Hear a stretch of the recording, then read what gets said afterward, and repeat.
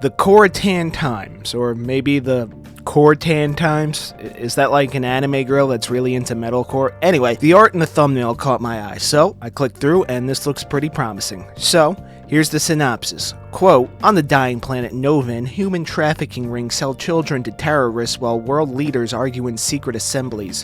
One slave girl, scarred, nameless, burning with forbidding ancient power. She's the only one who can ignite the Coretan's final war against extinction. Dark science fantasy revenge thriller with political conspiracy inside a global syndicate, magic-like superpowers clashing in arena-style demonstrations, psychological trauma, abduction, terrorism, gore, and moral gray heroes.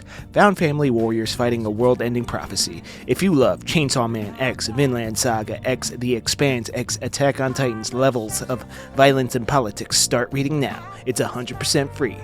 Mature 18 plus, new chapter every 2 to 3 months. Authors, Dylan PG. Alright, so the author, the creator is Dylan PG. Alright, we got a dark and edgy sci-fi adventure. Let's give it a go.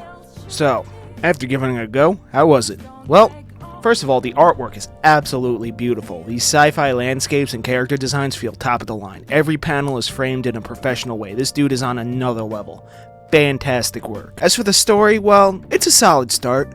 So currently this comic only has one chapter. We follow the perspective of a few different characters in it, but it feels a touch like info dumpy. You know, a little like front-loaded with world building lore. Granted, we were just introduced to this world, but I feel like I should get a bit of a feel for the characters from the first chapter. I get that a little, but it feels like Dylan PG wanted to focus more on the mechanics and culture of the world first before the characters. So here's the bit of the plot summary of chapter 1 that we have so far. We first see a slave being killed for disobedience, and the commander of this unit, Commander Herg, being called to a planet called Bionity for something called the Syndicate Assembly. We then cut to two brothers, although it's unclear if Dylan PG meant that they're actually brothers or just sentimentally brothers, and their mentor.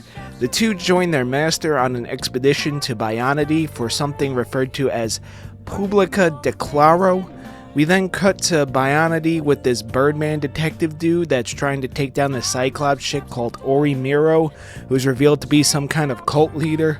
They're anticipating an extinction level event with an oncoming alignment of certain celestial bodies. She's trying to get into that syndicate assembly thing that I mentioned earlier. We then cut back to the two brothers and their masters landing on the planet, and that's chapter 1. Well, we have a few gears in motion after the first chapter. There's enough setup to get this car out of the garage and onto the road. The oncoming syndicate assembly, the arrival of those brothers, the oncoming cult ritual, everything's moving. It's not a bad first chapter, and the incredible artwork makes up for a lack of character development. On the off chance Dylan PG is watching this, my only recommendation is to tone down the world building a bit, like slow it down. You don't want to give readers informational overload, especially in the first chapter. There's a lot that goes into building a sci-fi epic, so I won't hold it against him, but I always think the best world building is done slowly. There are a few too many times when I want, oh, what's that? Syndicate Assembly? Bionity? Publica Declaro? Is there a glossary attached? And building a world like this neglects developing characters, which I personally think is the most important aspect of writing, but hey, that's just me, just my opinion. This is a good one though, overall. I'm going to keep my eye on it. Praise, phenomenal artwork, intriguing world, great layout work. Pain point, too much vocab, neglected character development. Next comic, Devil's Territory. This one had some cool looking art and an ominous title. The synopsis is getting my hopes up on this one. Said synopsis reads as follows. Quote, an LGBT supernatural horror comic about family, gender, mental health, colonialism, and two guys revisiting their mysteriously condemned hometown to dredge up history long since buried. Created by One Wormland Comics. I mean, I wasn't really expecting it to be LGBT based on the art style. There's always like a certain flair to gay comics, I don't know how to describe it. It always has like that smidge of like Tumblr-esque style. I don't know, but I suppose there's always an exception. I mean, I guess my comic's technically LGBT. It does have a lesbian couple in it. I don't know. Anyway, I should also note that the comic is attributed to a user by the name of Wormland Comics, but the actual comic says it was Eve Leveille. I can't say that last name. Leveille. And James Graham. There you go, that's an easy name. Anyway, not sure who did the art or who did the story. How is it? I mean, I don't hate it. It's just excessively wordy. We have dreaded walls of text. So, I could only get about halfway through the first chapter, or book, as the ComicFury upload says, before calling it quits. The artwork is actually fantastic. It's really good. The colors really set the mood, and the vibrant yellows and oranges that start this story off are really eye-catching. Not to mention there's supposed to be a supernatural element to this, so the fade into night almost feels like we're leaving the prologue and starting the story proper. Not sure if that was intentional, but, you know, I like to read a little too much into things. Anyway, the character designs are very unique. Like, really unique. They feel like a blend between a more cartoonish and rendered style, which makes everyone have like a really distinct feature that flows easily from panel to panel. You know, you can always tell who's who and where they are in the scene. The layout of the panels is expertly done, and there's a nice variety. There's even this cool sequence that's meant to show a hint at a somewhat traumatic past and a subtle flashback. It's really cool. My issue is with the info dumping and excessive dialogue. We have walls on walls of text. They're crafted in a way that fits the comic, but I always say it's a visual medium. Let the visuals do the talking. As for the plot, as far as I got, that rhymes. Anyway, as for the plot, we follow Donnie and Morgan, who are running from the cops because an undercover unit was offered Adderall at their piercing shop. They did specify it was a penis piercing, which, honestly, I don't know where else I'm going to ask this. If any of my viewers have one of those, I really want to ask why, though.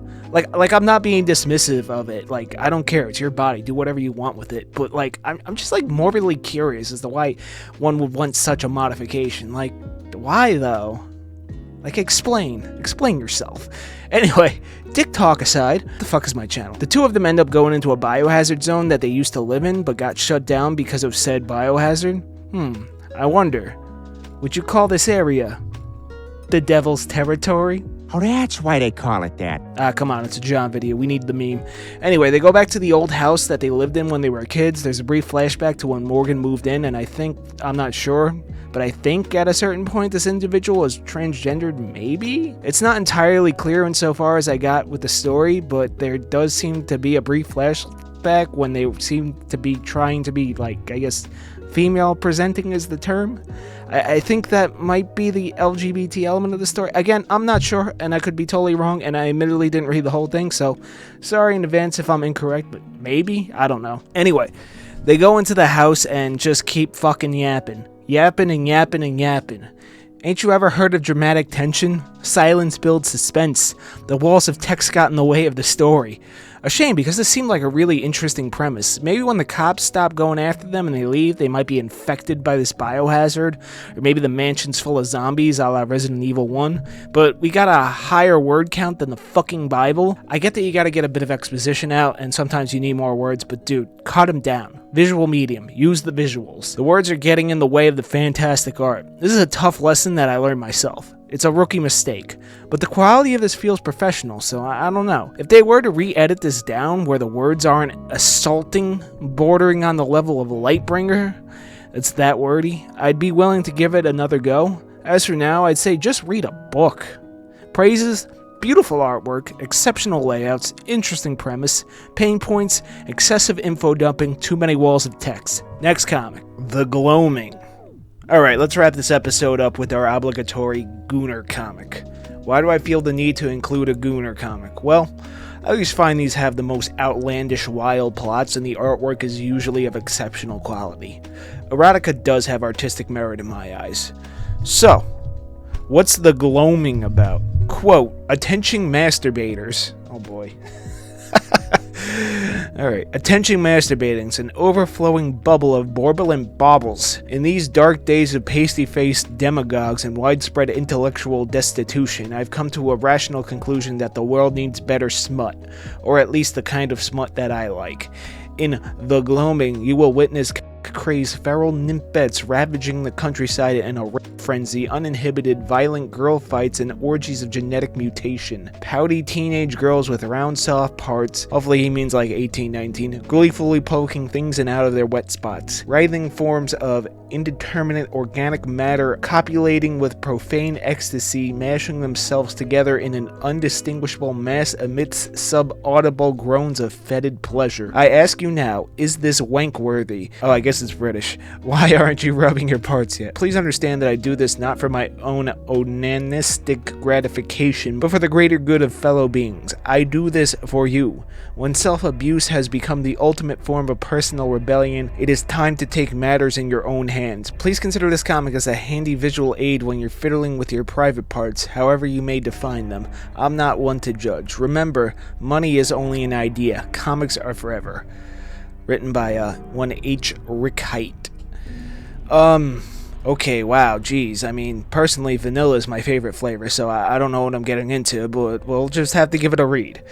I mean, it's already almost 300 pages long, so I'm just gonna read the first few chapters or so, and after doing so, was it any good? Well, actually, I'm completely sucked in. Oh, maybe not the best choice of words for this genre of comic. I will keep reading this as this video goes out. I was baited and switched. Baited. I thought this was just going to be a degenerate gooner comic, but it turns out it's a body horror themed thriller with gooner elements. I mean, yeah, there's the sex scenes most people expect when clicking on adult comics, but this took a weird turn. So let me summarize the first two chapters here. I'm gonna have to censor this segment a lot, aren't I? We see these identical looking girls being degenerates in a playground. I was under the suspicion that this might have been a Sweet Home Alabama situation, but it turns out it's more of a self-cest situation later, which, well, if you don't know what that is, this video may have left my target demographic, or you're too young to be here and should go back to playing Fortnite. They also seem to be poor, scraping up anything they can, including the wallet of the guy they, please. So, these three, Magenta, Jade, and Celeste. No, not that Celeste. Or that Celeste. Or that Celeste. This Celeste. Go back to their home base where another identical girl named Amber is. The first three are carrying a box full of puppies that they seem to intend to eat. Okay, now we're getting weird. Amber is working on painting masks, and the other three bully her when she tries to protect the dogs. They then smash her masks. We cut to this creepy old guy overseeing the situation. He is so far only referred to as Papa. We follow him into a basement laboratory where he seems to be making clones of this identical girl. He also has this weird, like, vacuum thing on his pee-pee. I don't know. There's also a deformed clone that he, well, you know, it's an adult comic. You can assume what happens. In Chapter 2, we start with Amber peeping on some dude jacking it in the woods. Turns out she's just as degenerate as the other three. Apparently she's afraid to cross the highway. Character arc incoming? See, I told you Gooner authors were underrated. We then have another scene of Celeste, Magenta, and Jade bullying Amber that ends with Papa showing up and, well, more sex. It's a bit excessive. Why is there so much sex in my gooner comic? Anyway, what really got me to be intrigued is that we cut to the forest and we see these creatures forming out of eggs, these female humanoids and this one male humanoid. The females seem to keep multiplying and, well, they try to fuck the male to death, but they return to a primordial soup. Okay, this is a horror now. This was certainly a wild ride and really out there, as expected from a gooner comic. They always get, like, a little weird, and that's what I like about them. The artwork is fantastic, as expected of an adult comic. I really love this more muted color palette that H. Rickheit used. There's a more cartoonish edge to the character design, but the environments feel more rendered. This is like if Mobius drew horror, I guess, is the best comparison I can make. Fantastic work, and I can't wait to get back to reading it. Praises, intriguing premise, beautiful colors, professional quality. Pain points, the sex scenes are a little too long, like, to the point where it's like, alright, can we just move on here? Like, nut already? And paneling could be a little more interesting. It's a bit too safe, you know? Could do a little bit more with the layouts. Great work, dude. Keep it up. I'm sure he'll keep something else up. Thank you for watching this video. Shout out to the patrons. Want your comic reviewed on my channel? Send that or anything else like fan art, hate mail, content suggestions to deviantartsubmissions@gmail.com. Like, comment, subscribe. Hype if you're on mobile. Check out my webcomic, Doomsayer, a dark fantasy epic. Once again, thank you for watching, and until next time.